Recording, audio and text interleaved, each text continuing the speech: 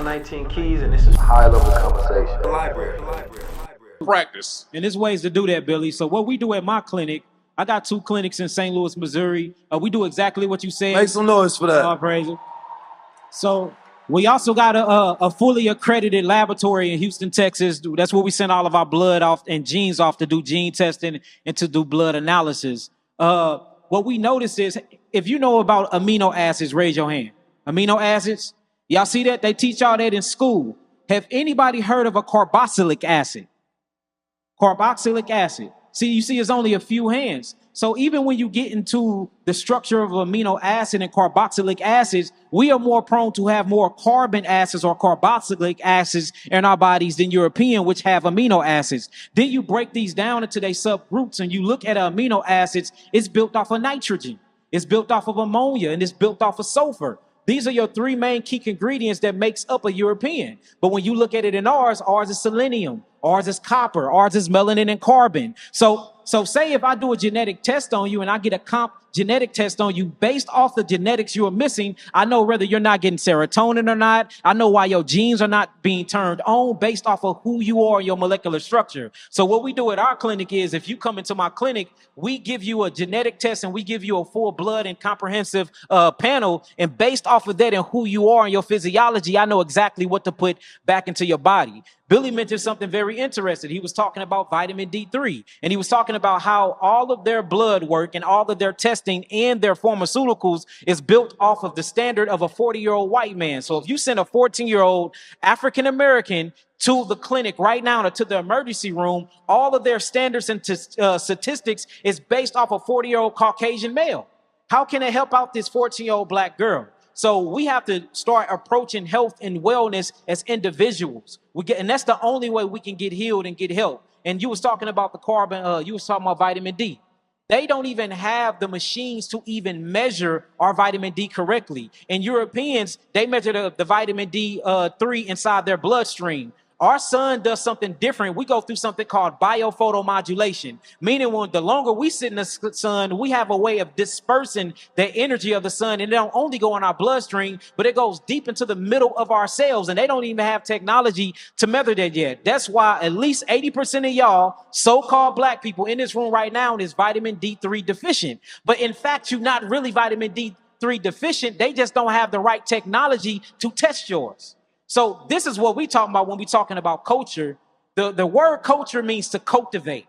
Cultivate come from cultivation. This is farmer talk. This is permaculture and agriculture talk. This means to grow something. So bringing this from a health standpoint, if we know that there's not no technology out here that's really able to test our vitals, if we know that the blood work is based off of a 40-year-old Caucasian, then shouldn't we change the blood work panel to fit us? Shouldn't we create technologies and get together and figure out how to create the utensils and tools to really measure our vitamin D3? I'm asking y'all a question. Talk back to us. So this is what Keys and Billy is talking about. Culture, really taking a bull by the horns and creating things for our situation and our needs. And I'm finna give it right back to you. I just want to do a quote. This came from John Henrik Clarke and Dr. Amos Wilson. He said, the point and purpose of a culture is to meet the needs of a people and to solve the problems of a people. So if it's not meeting our needs and it's not solving our problem, then we can't call it culture. Talk to him. So a lot of you all heard of identity politics, right? Right? But what we talking about is biopolitics, because we're not really getting to the deep in the root of things. And at the core root is what it means to be radical. So somebody may say you radical because you get into the root of the problem. And everything we're addressing is at the root. As we talk about sun, I often ask people, number one, are you living at your 100%? Now, if I said mentally or physically, let's start physically. Physically, do you have your 100% body? Do you have energy when you awake? Do you reach peak levels of energy? Is your body fit? Can you run a mile? Can you do push-ups? Right? Throughout the day. Is this the body you would choose if God gave you a choice? Then why is it the body that you choose every day? You choose to maintain the body with the habits that you have. so that we can live at a higher frequency, that's the top floor, or the bottom floor. The bottom floor means eat whatever you want to, be inconsistent, do not care whatsoever, and you can stay there rent-free forever. The top floor requires you to change habits, change who you're around, what you do, where you go to. So therefore, it changes the reality that you live. When I started focusing on my 100% physical, I had to think about protecting myself, because we talk about being a man. If a man can't protect himself, he cannot protect his woman. So if you have a physically weak and strained body, a biological weak man, then he cannot help his woman. So therefore, he cannot be the man. So then she has to step in place, creating an imbalance within our culture or over the vast society. Yeah. So how many of you all would love to live at your 100% self? So as we going through this, I want you to think about yourself, and you have to imagine it in your mind, right? I remember I was watching Creed 3, and I said I want to be on Creed 4. So I decided that that was my goal. Next thing you know, I'll look like Creed 5. But my 100% self said I need to go out there with combat skills. I need to be out there strong. I can't see another man doing stuff that I know only reason he can do it because he challenges himself. Yeah. The mid-interior cingulate cortex is the seat of the willpower of the brain. When you do things that you don't want to do, your willfulness grows. Your will to live grows. People always tell you, do what you love, do what you hate. Because the things that we hate to do are the very things that will showcase the love that we have for ourselves and each other. So I decided to share this page with my brothers because we hate to collaborate. Yeah. We hate to build with one another. These brothers have so much wealth of knowledge. But when we all stars, we create a universe. Yeah.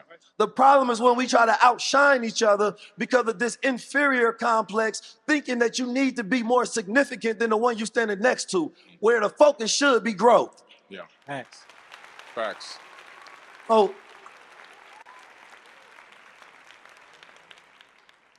that's a pledge y'all taking to live at your 100% self.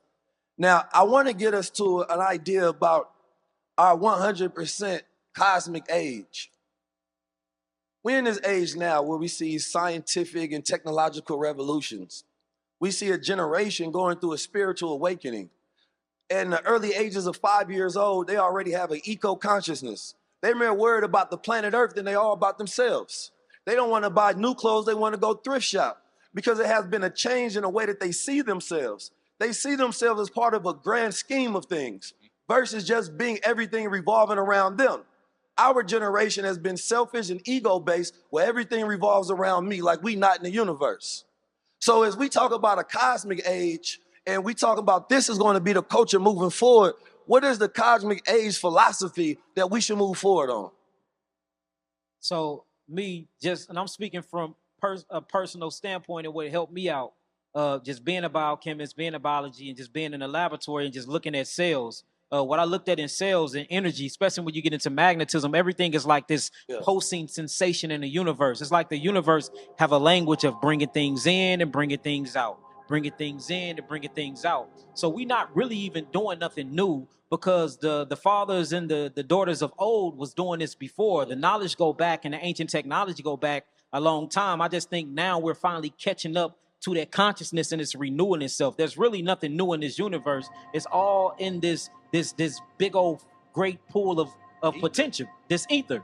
So I think tapping into oneself is how we get up out of this, loving ourselves more and wanting to see the brother next to us or the sister next to us doing better than us. That's the way we get up out of this. Literally looking at you and say, dang, Keys, I see you need help here. Let me supply that. You know what I'm saying? If I got an overabundance of wealth and I know that you need something, let me step in and help you out. And that's how it used to be. I remember my grandmother used to take care of the whole neighborhood. Anybody can come in her house to eat. Anybody can come sit at her table. She couldn't know you from a can of paint, but she'd help you out. And she was the glue that stuck my neighborhood together. And it seemed like that we missing that because what you was talking about, that insignificance, type of thinking that we coming in and wanting to step on each other's toes. So I think the way about it is knowledge, information, and the love for oneself and the love for your brother and sister, for real.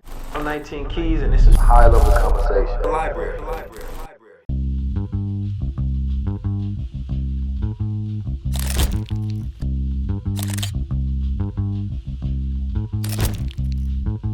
you're gonna jump into Crown Society, you're saying that I represent power, I represent knowledge of self. Stepping in the name of drip, get ready with me. Stepping in the name of drip, get ready. I wear the crown to just symbolize, like, I know who I am, I know why I'm here, I know my purpose. Crown, it's abundance, it's royalty, it's prosperity, it's energy. Put in. Yeah. I gotta walk with my head held high because you gotta see this and you gotta see this.